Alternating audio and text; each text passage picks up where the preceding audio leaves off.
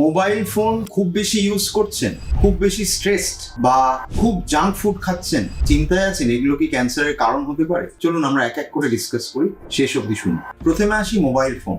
Mobile phone usage, যেটা লোকে আমরা দেখি এখন খুব বেশি মাত্রায় আমরা স্ক্রিন ইউজ করি।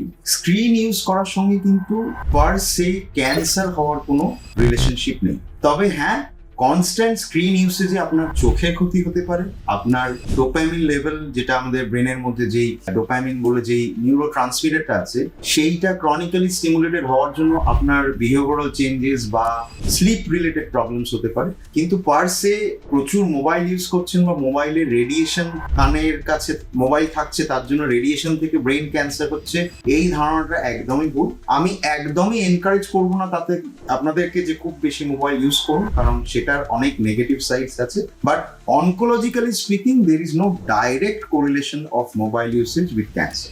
নেক্সট আসি স্ট্রেস। স্ট্রেসটা খুব ইম্পর্টেন্ট একটা ফ্যাক্টর।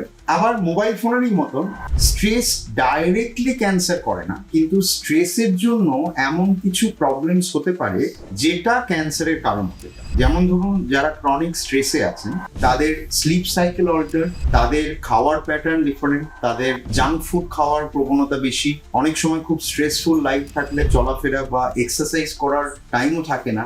এই যে ব্যাপারগুলো হয় তাতে কিন্তু আমাদের ওজন বাড়ার একটা সম্ভাবনা থাকে, ওবেসিটির একটা সম্ভাবনা থাকে, শরীরে একটা ক্রনিক ইনফ্লামেশন শুরু হয়, এবং এই ক্রনিক ইনফ্লামেটরি স্টেটটা কিন্তু একটা প্রি ক্যান্সারাস সিচুয়েশন। এবং তাতে এমন অনেক ক্যান্সারই আছে, যেমন এন্ডোমেট্রিয়াম, ব্রেস্ট বা কোলন, যেটা কিন্তু ওবেসিটির সঙ্গে লিঙ্ক, স্ট্রেসের সঙ্গে ওবেসিটির একটা লিঙ্কেজ আছে। থার্ড পয়েন্ট হলো জাঙ্ক ফুড।